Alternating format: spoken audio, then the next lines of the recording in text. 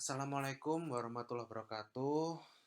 Jadi pada pertemuan kali ini setelah UTS kemarin kita akan masuk ke modul ketiga di dalam ITIL, yakni Service Transition. Nah, jadi Service Transition ini adalah sebuah apa tahapan ya, yang mana mereka itu berada di antara service design dan juga service operation. Nah, dari sini maka dapat dikatakan bahwa service transition ini memegang peran penting di dalam manajemen layanan teknologi informasi nantinya. Karena apa? Karena di dalam service transition ini nanti akan berisikan proses-proses untuk merealisasikan rancangan yang sudah kita kemas dalam yang namanya apa? Kalau kalian ingat service design package.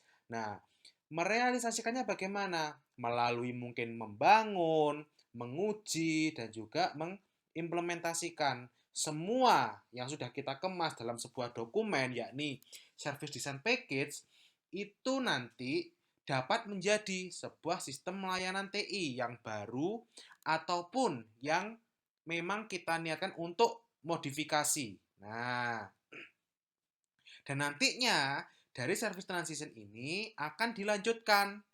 Dilanjutkannya kita serahkan ke dalam proses-proses di dalam service operation sehingga layanan TI tadi itu dapat digunakan dan dioperasikan dalam operasional layanan TI sehari-hari bagi perusahaan kayak gitu. Nah, jadi ini memegang peran penting supaya apa yang dikemas tadi dalam SDP tadi itu memang benar terlaksana dan berjalan dengan baik. Nah, itu adalah peran penting dari service transition kayak gitu.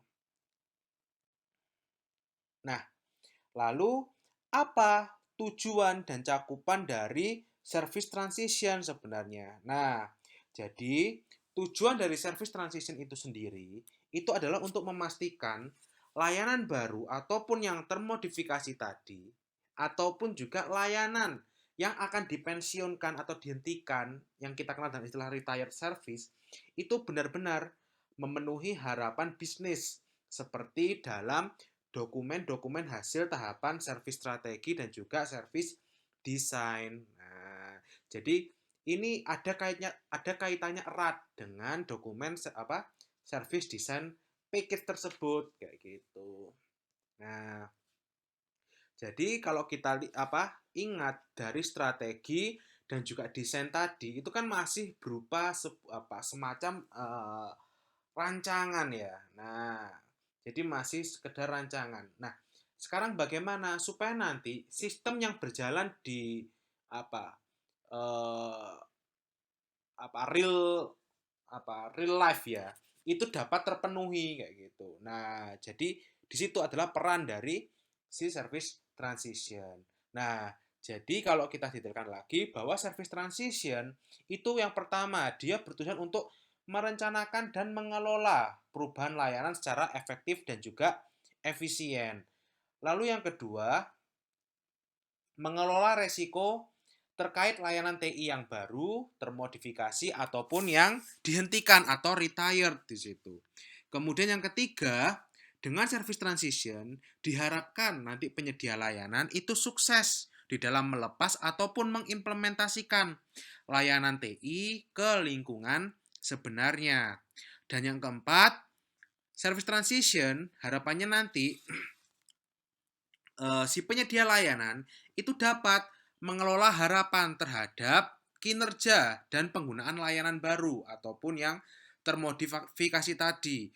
Kemudian dapat memastikan perubahan-perubahan layanan yang ada di service strategi dan juga service design itu dapat menghasilkan sebuah value dari bisnis sesuai dengan yang sudah dirancang ataupun yang diharapkan serta menyediakan pengetahuan dan informasi yang mungkin bisa dianggap berkualitas sehingga mampu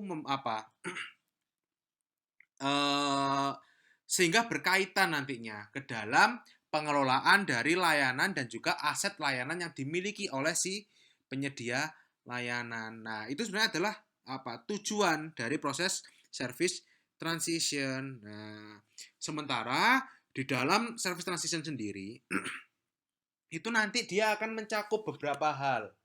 Seperti pertama adalah pembangunan dan pengembangan kemampuan transisi layanan TI baru atau yang termodifikasinya tadi kayak gitu ke lingkungan kerja sebenarnya. Nah, jadi dalamnya itu karena dia mencakup pembangunan dan juga pengembangan, maka nanti di dalamnya dia termasuk di dalam perencanaan paket perubahan layanan TI. Nah, ini berkaitan dengan release management. Kemudian pembuatan atau pembangunan sistem layanan TI. Jadi nanti di dalamnya juga berkaitan dengan uh, application development di situ. Lalu uji coba layanan TI, nah, terkait dengan change evaluation. Lalu juga melakukan evaluasi serta mengimplementasikan ke lingkungan kerja sebenarnya atau tahap deployment management. Nah, jadi secara umum aktivitas dalam service transition itu berupa merencanakan dan mengatur perubahan layanan, dan yang kedua membangun, menguji, mengevaluasi dan mengimplementasikan layanan ke lingkungan bisnis secara sukses. Dan untuk mencapai kesuksesan tadi dan juga perencanaan dan juga pengaturan perubahan layanan yang baik, maka apa saja yang perlu diatur dan direncanakan? Yang perlu diatur dan direncanakan itu ada 3 hal, yakni resource, akibatnya, dan juga kenyamanan. Berbicara tentang resource, jadi nanti di dalamnya kita perlu mengatur mulai dari developernya atau pengembang, tester, implementers, reviewers, kemudian hardware, software, atau apapun itu yang berkaitan atau bisa termasuk di dalam yang namanya sumber daya si layanan. Kemudian terkait dengan akibat. Jadi di sini mencoba untuk meminimalisir tadi akibat atau sesuatu yang tidak terduga, baik terhadap bisnis, TI, ataupun yang ada di lingkungan internal kayak gitu. Semisal mungkin ketika mengimplementasikan layanan yang baru misalnya, oh ternyata misalnya ada mungkin dalam 1-2 hari awal itu terjadi apa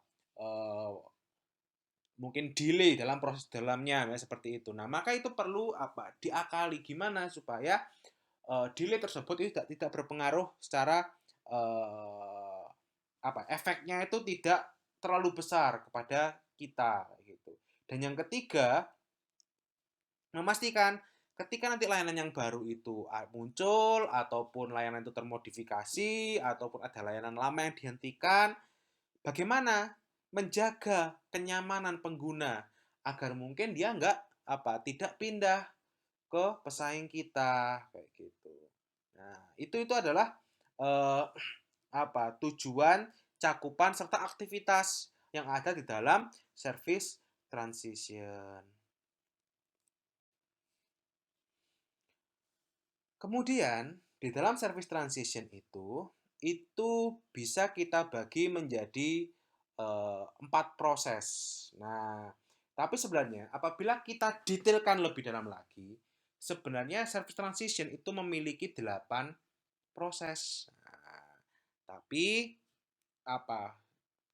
ketika saling dikait-kaitkan, bukan dikait-kaitkan ketika apa dipelajari lebih lanjut, ternyata nanti dari ke-8 proses tersebut itu hanya ada beberapa proses yang sebenarnya itu masuk jadi satu dengan proses yang lainnya atau berhubungan dengan proses yang lainnya kayak gitu. Jadi di sini kalau yang akan kita bahas ada 4 proses, yakni service asset dan juga configuration management. Lalu ada change management, lalu ada release and deployment management, lalu ada knowledge management. Nah, yang pertama adalah service asset dan juga configuration management. Jadi di sini ini adalah sebuah proses yang mengelola informasi tentang configuration item dan hubungan antar configuration item tadi yang dibutuhkan untuk penyediaan sebuah layanan TI. Nah, gambarannya itu untuk SA dan juga CM. Lalu ada change management. Change management ini adalah proses untuk mengontrol siklus hidup perubahan dalam layanan TI, sehingga nanti penyedia layanan dapat memastikan bahwa perubahan itu memberikan keuntungan bagi bisnis organisasi dengan menekan segala kemungkinan gangguan yang mungkin muncul terhadap layanan TI secara maksimal kayak gitu. Dan change management ini bisa memiliki kaitan ataupun hubungan dengan proses yang namanya change evaluation kayak gitu. Jadi change evaluation ini itu adalah proses penilaian terhadap sebuah layanan yang berubah tadi. Apakah mungkin layanan tersebut itu layak untuk dilanjutkan atau diteruskan ke tahap berikutnya, atau mungkin masih perlu untuk di pending kayak gitu, ditunda terlebih dahulu peluncurannya. Lalu ada release and deployment management. Jadi release and deployment management ini adalah proses di dalam perencanaan, penjadwalan, kemudian mengontrol produk-produk yang akan dirilis tadi untuk kemudian diuji dan diimplementasikan di lingkungan layanan yang sebenarnya. Nah, proses ini nanti akan memastikan bahwa komponen dari produk rilis tadi itu memang sudah benar dan sukses diterapkan di proses bisnis dan lingkungan layanan yang sebenarnya kayak gitu. Dan release and deployment management ini dia akan berhubungan dengan proses yakni application development. Nah, jadi application development ini adalah proses pembangunan atau pengadaan aplikasi dan sistem yang memungkinkan tersedianya layanan TI yang dibutuhkan kayak gitu. Dan di dalam application development sesuai dengan namanya, jadi adalah pengembangan.